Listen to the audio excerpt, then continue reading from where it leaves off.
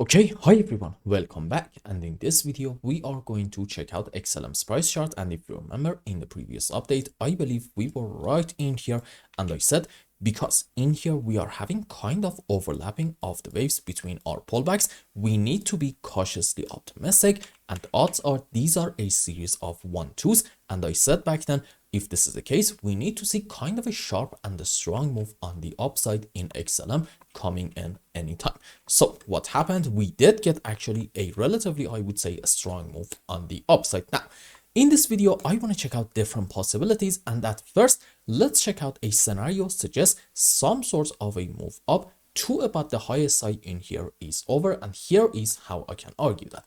Let's go on 5-minute time frame. Okay, so I can argue maybe this is 1, 2, 3, correction for 4, another move up into wave 5. Pay attention to about this point. And then this white 5 wave up might be into a larger degree wave 3, correction for 4, another move up into wave 5. And let's zoom out a bit more, okay? And also I can argue the same actually happened, but again on a higher degree into wave 3, into 4, into 5.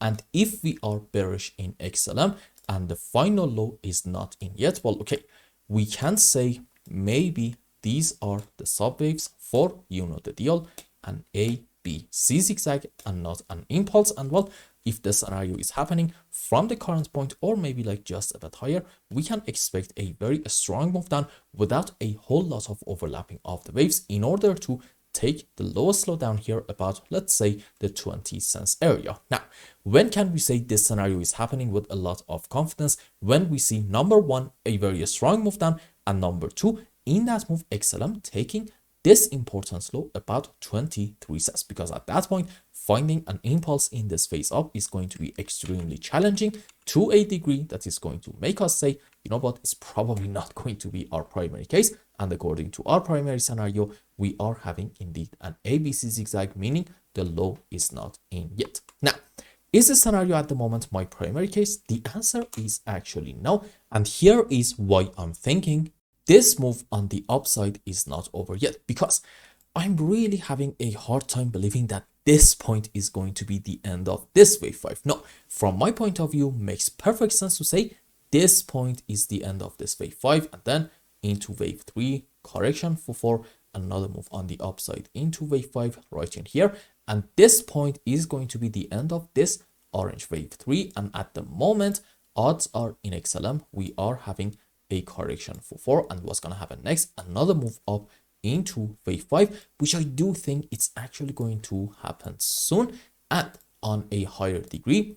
From my point of view, according to my primary scenario, odds are this orange 5 wave up at that point is going to be into a wave 3, and then we're going to have correction for 4, and you guessed it right, one more move on the upside into wave 5. So for now, I'm going to stick with this scenario as long as I'm not proven otherwise, and I'm going to say in XLM, most likely this short-term move on the upside is not over yet. Now, let's say we do get another move up.